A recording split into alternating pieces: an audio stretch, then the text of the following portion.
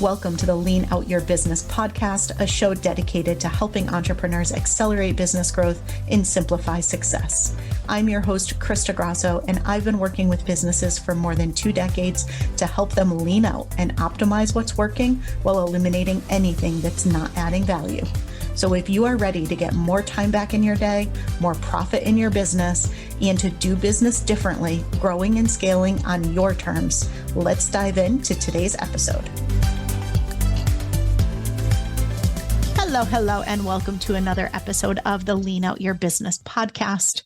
Over the next 2 solo episodes, I'm going to be sharing with you the 10 most common forms of waste that I see in an online coaching, consulting, or service-based business. Now, if you are familiar at all with Lean, if you have done any work in Lean or been exposed to Lean, you may be familiar with the areas of waste that Lean frequently talks about in both the manufacturing space and in the software development space. Well, this is work that I have done with clients since 2000. So at the time of this recording, 23 years. I frequently work with a lot of really large scale clients, and I help them understand where they have waste in their system and how to eliminate or minimize that waste in their system so they're more operationally efficient, they're optimizing and maximizing the resources, the productivity, the effectiveness of all of their systems. And this is something that I think is so incredibly valuable. It's so incredibly important. And it's something that I see really large scale companies investing in. Pretty much any Fortune 500 company that I've ever worked with has invested really heavily in leaning out their business and eliminating waste. But I don't see small businesses really talking about this very often. I don't see people in the coaching, consulting, or service-based space actively identifying where they're wasting time, where they're wasting money, where they're wasting energy, and where they have opportunities to be more productive, to be more efficient, and to really overall improve the value that they're producing for both their clients and internally within the business for themselves. And so what I did is, after having worked with coaching, consulting, and service-based businesses for more than 2 decades now, I've probably worked with, I don't even know how many thousands of businesses over all of this time. I've really recognized and identified 10 core areas of waste that are somewhat similar to those in manufacturing and software development, but that are really specific to a smaller online service-based business. So in today's episode, I'm going to kick it off with the first 5 of those areas of waste. In our next episode, I'll round it out with the next 5 areas of waste. But before I dive into those, I do want to give a little bit of a background on where the concept of waste came from, where this originated, and why so many of the large scale companies invest pretty heavily in identifying and eliminating waste. As part of the Toyota production system, Taiichi Ohno had identified 7 areas of waste in lean manufacturing, and over time, an 8th area of waste was added. The original 7 wastes are defects, overproduction, waiting, transportation, inventory, motion, and extra processing. And the 8th that was added is non-utilized talent. Now, being somebody who runs e-commerce businesses, physical product-based businesses, and products where I actually manufacture products, manage inventory, all of those pieces, those wastes really play a really big role in those types of businesses. Some of them have applicability in more of a service-based business, but not all. And so if you then extract this from what was originally created for manufacturing and look at a lot of the businesses that exist today in more of the software development space, Mary and Tom Poppendike created a book called Lean Software Development and Agile Toolkit. And in it, they defined 7 wastes that are specific to lean software development. And what they defined is defects, which is also found in lean manufacturing, extra features, which compares to overproduction, delays, which aligns with waiting, handoffs, which aligns with transportation, partially done work, which aligns with inventory, context switching, which aligns with motion, and relearning, which aligns with extra processing. So while software development and manufacturing are different, a lot of the principles do apply. They just apply in a different context. So as I was looking for patterns within coaching and consulting and service businesses, and I was looking for where I saw those areas of waste, I also found places that were really common no matter the type of business, no matter the type of industry, as well as ones that were very specific to more of an online service-based business. So at a high level, here are the 10 areas of waste, and then we're going to deep dive into the first 5.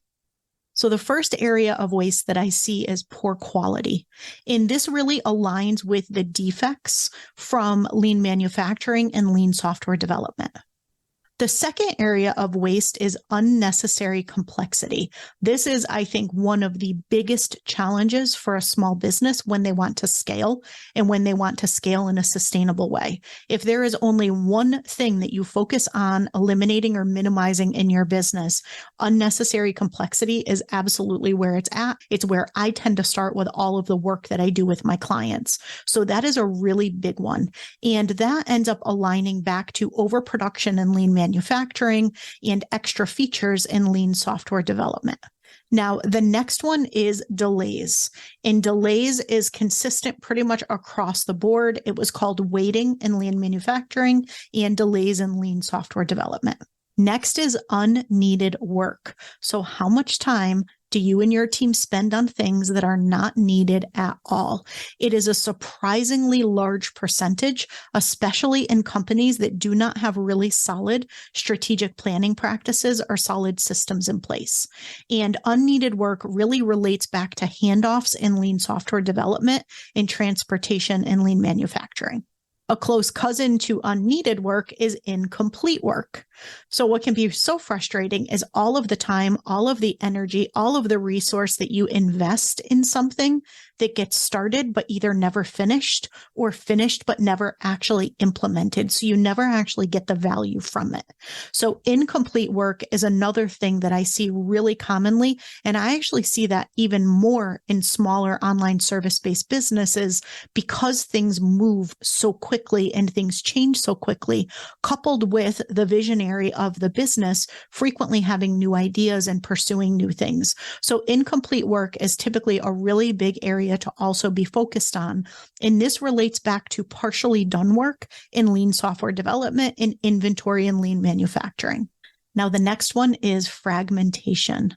And this is where you have a lot of different bits and pieces that do not all fit together into one holistic interconnected system. And as a result, things are very unoptimized. Things are not really working very well together. You're working way harder instead of smarter. There's a lot of side effects of fragmentation, and it's so common in online small businesses. This very loosely relates back to context switching in lean software development and motion in lean manufacturing. Although fragmentation really is one of those that's pretty specific to coaching, consulting, and online service-based businesses. The next area of waste is knowledge depreciation.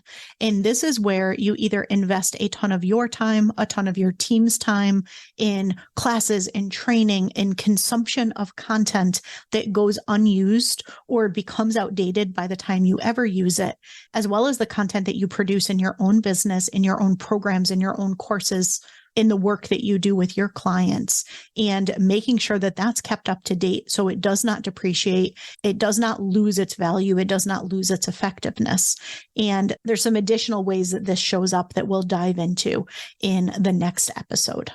This relates back to relearning in lean software development and extra processing in lean manufacturing. Next up is underutilized resources. And these are all of the resources that you have in your business. This is your tools, your technology, your team, your time, all of the different resources that you have. How well and how effectively and how optimally are you actually utilizing them? They are very frequently underutilized or misutilized in a small business. And this relates back to non-utilized talent in lean manufacturing, which is the 8th area of waste that had been added. Now, the other two that are really unique to an online small business, the first one is searching. Because we tend to have very content heavy businesses, we have a lot of digital assets. We have photos, we have quotes, we have graphics. We have so much that we create. We have PowerPoint presentations or Canva presentations, or however we're putting our thought leadership out into the world. We have books, we have videos, we have podcast interviews, we have press, we have media.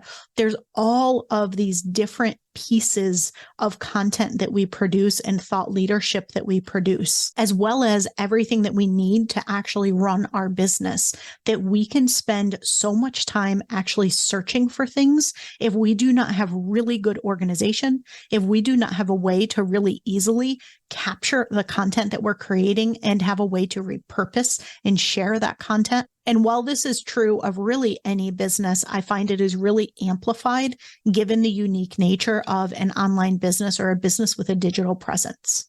And then finally, you hear me talk about this one a lot, but this is one of the biggest time sucks in a small business, and it is focusing on new versus optimization. In prior episodes, I talked about the growth versus optimization loop, and this is where, as visionary-itis, we love to create new things. We are inundated every single day with new tools, new channels, new platforms, new systems, new ways of doing things. There is more opportunity and more ideas than there is time available to actually act on them. And as a result, with this endless pool of things that we could be doing, coupled with our own endless ideation and innovation, we frequently can continuously put out new things and focus on new and shiny instead of optimizing the things that we already have. And that causes us to leave massive amounts of time and money and energy on the table. So whereas unnecessary complexity is the very first place that I tend to start with a business, because it helps them simplify things, it helps them get time back, it helps them typically increase the profit margin of what they already have without actually needing to sell anything more. That is the first place I start. But the second place I go is new versus optimization. How can we get really clear on what's working well in your business, and how can we double down on that and optimize it fully before you go off doing something new? New is the slowest path to results. It sounds the sexiest. It's the most fun. We get to be creative. We get to put out into the world this new idea that we have, or go pursue this new shiny tool that everyone's talking about and that we want to be able to use, right? New is kind of the happy place for most visionary leaders and founders. However, new is the worst place typically for the sustainable results of your business. You really want to be more in a place of optimization. So you need to find the right balance between those, so you still feel inspired to show up and do what you do best in the business, but your business itself is running in such a way that it is fully optimized. It is optimizing the value you're producing for your clients and the profit that you're producing for the business, as well as the impact that you are trying to make. And so those are the 10 areas of waste in what I call a lean digital business. So it's poor quality, unnecessary complexity, delays, unneeded work, incomplete work, fragmentation, knowledge depreciation, underutilized resources, searching, and new versus optimization. So I wanted to start with just a little bit of a comparison here for any of you who are familiar with or who have done work with some of the lean waste in the past. If you've never heard of it before, hopefully you found that mildly interesting. But for now, what we're going to do is we're going to dive specifically into the wastes that are really applicable for your business.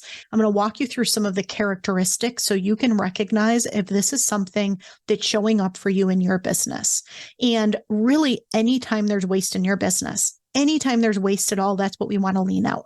Lean out is actually about leaning out waste. It's about leaning out things that are unnecessary, things that are not adding more value to your clients, more value to the business, more profit to the business, right? And so we really do want to get clear on what those wastes are, because they are getting in the way of you scaling your business. They are getting in the way of the time freedom and the autonomy that you want in your business. They're getting in the way of higher profit margins in your business. And they're frequently getting in the way of your freedom of choice in your business, because there may be so much tied and caught up in the waste that you don't have the ability to do things in the way that you really want to, or to fully optimize and get the most value out of what you're doing. So I think leaning out your business, getting rid of the waste, it's one of the most critical things that you can do. And it's something that you should do really regularly in your business.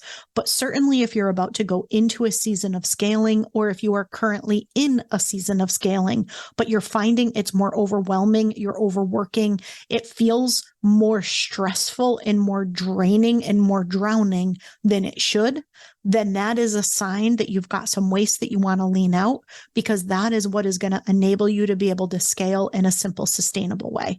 So you either want to simplify what you're currently doing for scaling, or if you know scaling's on the horizon, you want to be really smart and get ahead of it. And you want to simplify first. You want to lean out the waste first so that you're able to actually scale in a sustainable way where you're setting yourself up for that long-term success without a whole lot of overwork and absolutely everything draining you and being constantly dependent on you.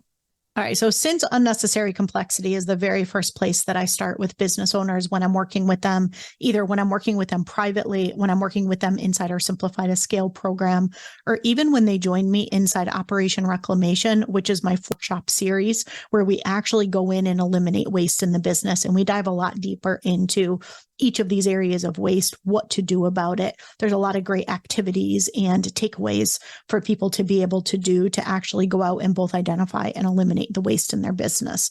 But regardless of how I'm working with someone, whether it's a self-paced program like Operation Reclamation, or whether it's super hands-on, deep one-on-one work as their fractional CISO or even as their private advisor, it always is unnecessary complexity where we start.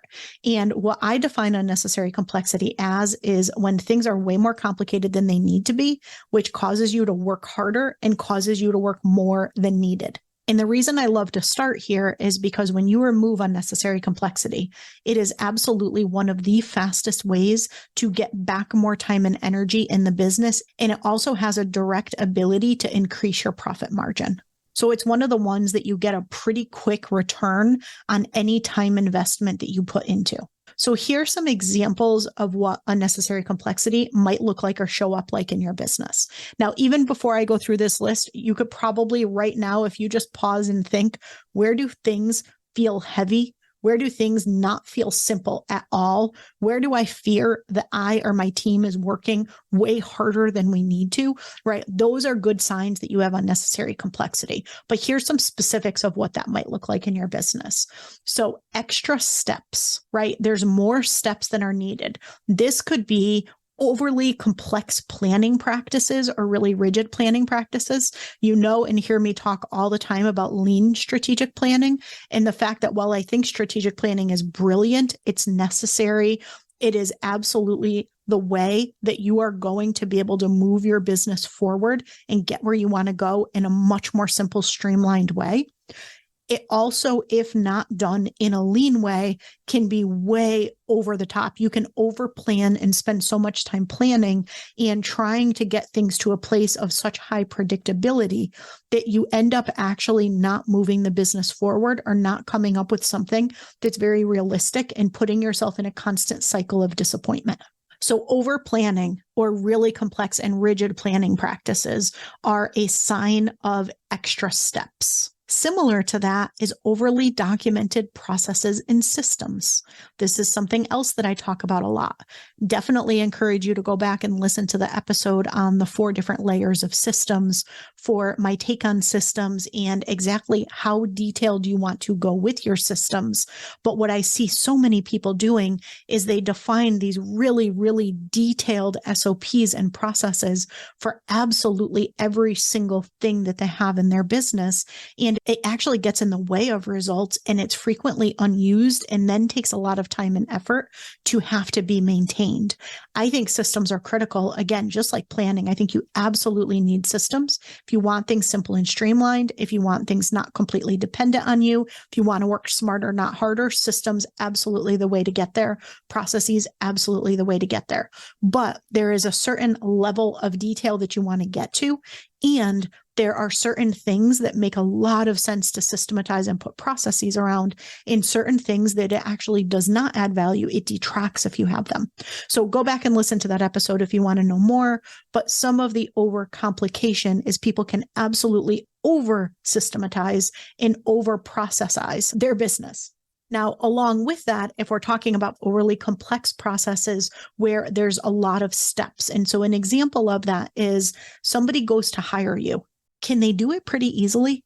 Is it a pretty straightforward process, or are there way too many steps that they have to jump through to actually be able to give you their credit card and checkout, right? Is it as simple and streamlined as possible? Once they do complete their payment and they are ready to go and they're all excited to get started with you, what does that onboarding process look like? Is it simple? Is it streamlined? Is it easy for them to go through? Or are there a whole lot of steps or a whole lot of complex things that either happen in their experience or behind the scenes for your team to be scrambling so that the client has a good experience? Overly complicated funnels that elongate the buying cycle. This is one of those ones that is a giant peeve of mine, right? Everyone has their own approach for things, and it's fine. Whatever approach works for you, continue to do it. But in most cases, you do not need the low, tiny offer with the tripwire and the side sell and the this and the that in the 87-step funnel to get somebody to buy something. You typically do not need something like that. Does it work? Sure. That is why a lot of people do it. It works better in certain markets and for certain types of clients and certain types of offers than others. And you may have a business model that absolutely that is the thing that works for you and that's the thing that you love to do. If that's the case, do your thing. However, for the most part, it is way overcomplicated. It is way unnecessary. And what inadvertently ends up happening is when you actually have a really good solid lead who wants to work with you and really would love to give you their credit card and say, okay, can we start now? You end up elongating the buying experience and frustrating the person so much that they end up leaving before they ever make the buying decision. So when you look at your end-to-end funnel, is it as simple and streamlined as it can be for your market, for your offer, and for the approach that you're trying to follow? This could look like leveraging multiple tools that need to be integrated together. Sometimes we pick a tool that's a little bit more of an all-in-one tool, so everything's all housed together. You sacrifice a little bit of functionality in that way for simplicity. And a lot of times for business, that's as much as we ever possibly need. Sometimes it makes more sense to have different tools for different things, and those tools need to integrate together. Well, how can you minimize that as much as possible? Or how can you choose tools that natively integrate together so you don't end up needing connections between them like Zapier or Make or some of the other things that add a bunch of complexity, right? I know when I had first started using Kajabi, I had a different email provider, and it was an email provider that did not integrate with Kajabi. So we started doing Zaps. And then I got to the fact that I had so many different Zaps, I had to upgrade my plan because I exceeded 100 Zaps. And I looked at it and said, this is just plain silly. Every single thing that we're doing, we're having to go and create a Zap. We're having to test it all out. If something stops working, we've got to go through 100 different Zaps to try to figure out which one broke. How can we reconnect it? I'm just going to invest the time to cut over to an email provider that actually directly integrates with Kajabi, since I know that this is going to be my platform. And I made that change, and it actually eliminated so much unnecessary complexity in the business. It simplified things. It improved the client experience because we had less things break in between. And so as much as possible, if you are leveraging multiple tools, how can you do it in a really smart, strategic way so you have less steps and less things that could go wrong throughout the entire process? So the next piece of unnecessary complexity is what I call too muchness. This can look like too many channels, right? So trying to be on all of the places, all of the social media platforms, just everywhere all the time. And as a result of trying to be everywhere all at once, not only is it adding a lot of complexity, but you're not necessarily getting great results from any one of them because you're spreading yourself too thin across too many of them. This could look like having a ton of offers and offers that are not aligned to a customer journey. So you're not really strategically guiding a customer through a particular buying journey with opportunities for them if they're not ready to invest in your core offer or to take the next step after they get the results from your core offer. Instead, you've got a couple things for this group over here, and you've got a couple things for this niche over here. And well, you did this thing and it worked pretty well, so you're going to sell that and put that out over there. And for every offer that you have, there is a funnel that needs to be behind it, whether you like the word funnel or not. The reality is you have to attract people into the offer. You have to have a way to convert people into your offer. And then once somebody does buy your offer, you need to actually deliver that offer as well. So every offer that you have in your business already has a whole lot of steps associated with it. So the more offers you have, the more complexity and the more steps and the more too muchness you have in your business. So should you only have one offer? No, absolutely not, right? It's a fine place to start. You can get your business to 7 figures with one offer, no problem. But over time, you do want to diversify your revenue streams. You do want to look at your customer journey and make sure that you have a really cohesive and scalable offer suite. But what you don't want is a whole lot of random offers or too many offers too early, because that's just distraction and unnecessary complexity. Now, along with that is having too many features or too many pieces within your current programs and services. How can you keep what you do as simple as possible so people actually see the value in it, show up, take action, and get the results? And then finally, this could look like unnecessary customizations or custom one-off solutions. I know for me, I have a boutique scaling advisory model. So a lot of the work that we do is custom, absolutely. But that being said, in the early days, it was really custom, right? We would hop on the phone and be like, you need that? Sure, I can do it. And I spent so much time creating custom proposals and figuring out custom solutions and how I was going to track and monitor that I delivered that solution because it was so custom, right? Over time, we modularized it. So while everyone gets exactly what they need to scale their business, it's modularized behind the scenes. So I have certain services that I offer.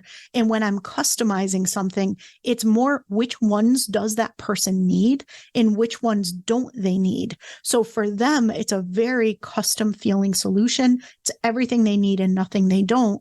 But for me, behind the scenes, I'm not making things up anymore. I'm not creating things from scratch anymore. I am using true tested things that I've done over and over again. And I'm just picking the pieces and parts that align to that business. So if you also have a boutique model, if you do things that are custom, you want to find a way to be able to modularize it, to be able to systematize it, to be able to have things that you repeat so that you take a lot of the unnecessary customization and a lot of the one-off solutions off the table, right? Now, you don't always know the first time you do something if you're ever going to do it again. It's fine to experiment and say, I think I want to offer this as a service. I'm going to do this as a one-off solution right now, but you do it with the intention of testing to see if it's something that you want to add into your list of services. You don't just do it as a random one-off solution. Super draining, really hard to get good profit margins when you do that, and you're just working way harder than you need to. So those are just a couple examples of unnecessary complexity.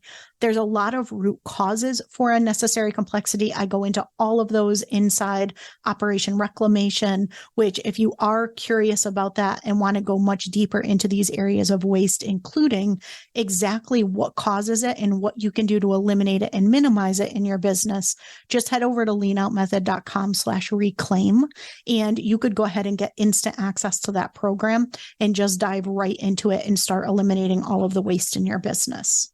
But if you think about your business and unnecessary complexity, and right now, just think of things on a scale of 1 to 10. 1, things are as simple and streamlined as possible.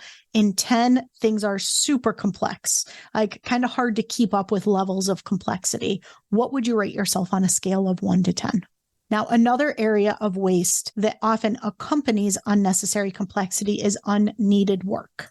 And unneeded work is anytime you're investing time, money, or energy into something that does not need to be done at all, or that is done so inefficiently that it adds no value and causes rework. So you're actually doing the work twice or sometimes even more than twice.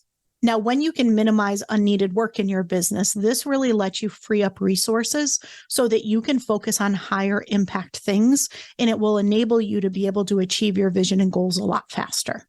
So some examples of unneeded work is rework due to things being delayed or really poor quality, which are some of the other areas of waste. Non-value added work due to things being really inefficient. Gold plating is a big one, especially if you have a service-based business. Gold plating is so common. And if you're not familiar with that term, it's a project management term, which is when you include extras that somebody didn't pay for. Okay, so some other examples of unneeded work is working on the right things, but at the wrong time. And then unused features, functionality, and content in your programs and offers. So not only is it unnecessary complexity to have them out there, but it's also unneeded work. Like, how much work did you pour into actually creating that stuff? And then how much work do you need to pour into maintaining it when nobody is actually using it? So on a scale of 1 to 10, with 1 being none whatsoever, you only focus on the things that are important and necessary, and 10 being you spend way too much time on things that are unneeded, where do you fall in that? And then we're going to talk about incomplete work. So incomplete work is where you spend time and energy on things that never get completed, or you complete them, but they never actually get implemented and therefore never produce value. Never produce value for the clients, never produce value and profit for the business. Minimizing incomplete work gives you back more time in your week, and it allows you to accelerate the revenue that you're generating and the results that you're getting for your clients. So here's how you know if you have incomplete work in your business. And I have yet to meet a business that does not have some level of incomplete work.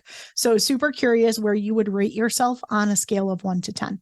So when you look at your week, it feels like you and your team are working really hard, but somehow you still don't feel like you're seeing the results that you expect. You end up finishing your week, or you finish a day and you were super busy, but you don't feel like you actually have a whole lot to show for it. And every day when you look at your list of to-dos and the things that you want to work on, it just seems to keep on growing. But somehow, no matter how much you do, it doesn't feel like the list ever shrinks. And you and your team really great at starting things. You get really excited by ideas, you start things, but not a lot of them get fully finished. And even if you finish the work, it either doesn't get implemented, or if it does get implemented, it really quickly gets abandoned for something else. So when you think about incomplete work on a scale of 1 to 10, how much incomplete work is there in your business? 1 is none. You finish absolutely every single thing that you start. You implement absolutely every single thing that you finish. Or 10, there's a whole lot of incomplete work in the business. Either things don't get finished or things don't get implemented when they are finished. And that leads us to the 4th area of waste, which ties to incomplete work, and that's delays. So delays are anything that hold up the start or the completion of activities in your business, and it ends up delaying you generating revenue as well as providing value for your clients. Anytime you can minimize delays, it helps you accelerate the revenue that you're bringing in. It helps you accelerate the results that your clients are seeing, and it overall improves your client experience and the trust that they have in you and your brand. So here are some characteristics for delays. Project start dates frequently end up getting pushed out and rescheduled, whether those are internal company projects or projects for clients. Completion dates frequently end up getting missed. Launches of new products, new services, or features in additions to what you're already having frequently get pushed out. And when you're planning, it constantly feels like a moving target. Some other characteristics here, things that end up really contributing towards delays, is you end up getting a lot of requests from your team to review things before it's ever considered finished. There's a lot of decisions that end up being dependent on you, and people end up sitting idle waiting. There's time spent waiting, whether they're waiting on you to review and approve something, whether they're waiting on you to tell them what to do, or whether they're waiting on someone else to be able to contribute or provide input for them to get something done and move it forward. And ultimately, things end up taking longer than expected. So if you think about delays on a scale of 1 to 10, how much of your work currently gets delayed in your business? Is it a 1 where everything flows really, really well? There's no delays. There's no waiting on anyone else.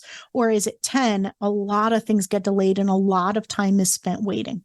Now, the fifth and final waste that we're going to talk about in this episode, and then we'll talk about the next 5 in the following episode, is poor quality.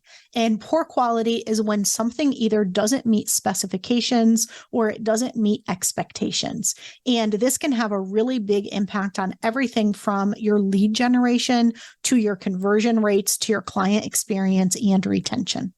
So when you can minimize poor quality, it's going to lead to higher profits due to shortening your buyer cycles, less refund requests, greater retention and upsells, and much less time by avoiding rework.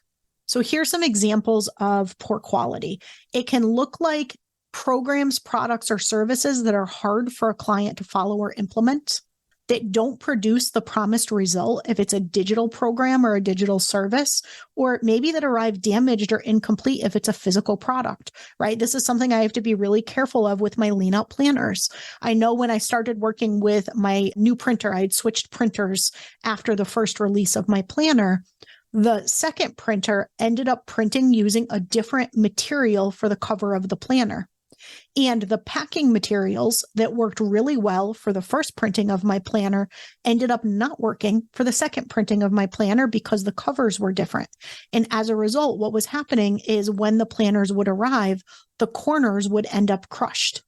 So we had to completely transform and change how we packaged those products so they arrived good. So the content in the planner are phenomenal, but the covers of the planners arrived damaged. That's an example of poor quality. That is not something that anyone ever wants to invest in. We ended up issuing a ton of refunds. We ended up sending new planners. We had to throw out a whole lot of packing materials when we had to replace things. So as much as possible, you want to prevent poor quality. But when it does exist, you want to recognize it really quickly and fix it because it has a big impact on client experience. Now, this can also look like somebody investing in one of your programs and not getting the confirmation emails or the access emails. They have no idea how to access things. Maybe your customer service is slower than it could be. Maybe it's more ineffective than it could be, whether it's email-based or phone-based or chat-based or even social media-based. Maybe your client experience is really inconsistent.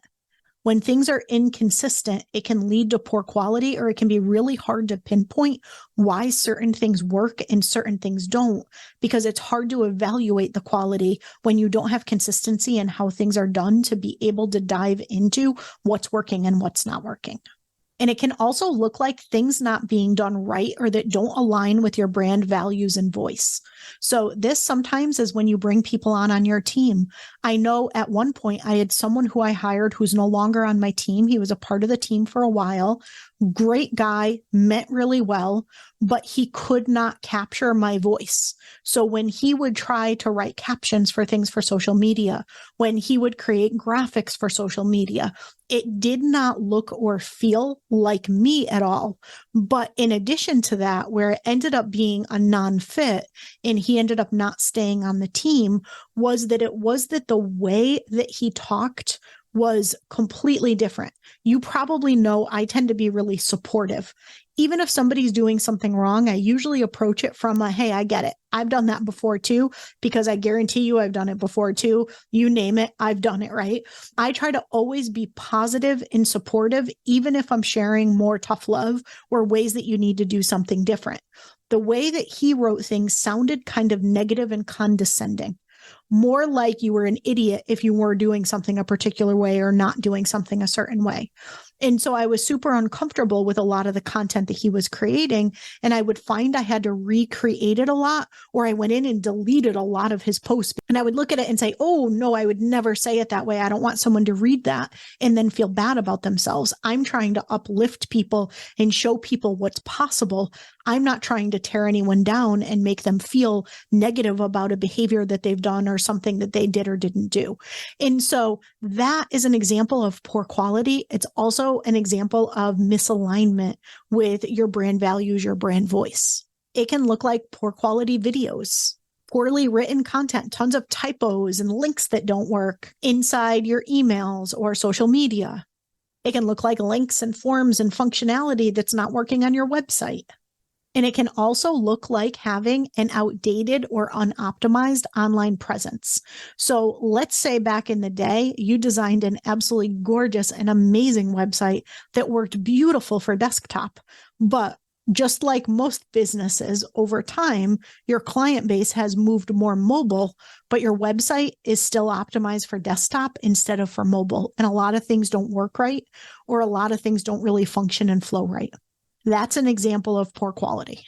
So if you think about your business and rate it on a scale of 1 to 10, how much poor quality, how many issues do you think there are in your current business? 1, absolutely nothing. We are on top of everything, working great, no quality, no issues whatsoever.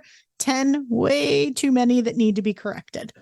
Now, it can be really helpful to just simply be aware of where you have waste in the business. Don't let it overwhelm you. Don't feel like you need to go out and fix absolutely every single thing all at once. What I always recommend is that you just pick one thing to go in and address. And when you're done with that one thing, find something else.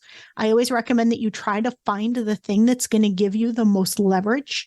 So I always walk clients through an impact effort matrix. It's what I guide you through in Operation Reclamation and in Simplify to Scale, so that you can get really clear on what are some of the things that need to be fixed in the business. What can I do to eliminate the waste or minimize the waste? And which one is going to have the biggest impact with the least effort? And when you do those, what's happening is every single time you're removing or minimizing that waste, you're freeing up more time and you're usually increasing your profit margin. So you have more resources to play with. So it allows you to start tackling bigger and bigger and bigger areas. So start simple. Find something to do to minimize or eliminate the waste in your business, and tune in for the next part of this 2-part series where I'm going to walk you through the other 5 areas of waste. Again, if you want to deep dive into this even further, if you want to know the root causes, if you want to know exactly what to do to eliminate it, if you want some great worksheets and guides, and even an online interactive digital assessment, head over to leanoutmethod.com/reclaim to get Operation Reclamation. And that's going to guide you through everything that we talked about today, plus all of the steps that you can take in your own business. I hope you got a lot of value out of this episode. I will see you again next week. Thanks so much for tuning in to this week's episode. If you have not yet taken our scalability assessment, I invite you to head to leanoutmethod.com/assessment and take our interactive assessment that's going to help you look at how simple, how sustainable, and how scalable your business currently is. It includes personalized recommendations of where to focus next to get your time back, to increase your impact, increase your profits, and ultimately step into your rich, fulfilled life. And finally, we'd love to see you inside our signature program, Simplify to Scale. You can head to leanoutmethod.com/ops to find all of the details on how we can help you up-level your operations and get out of the day-to-day of your business.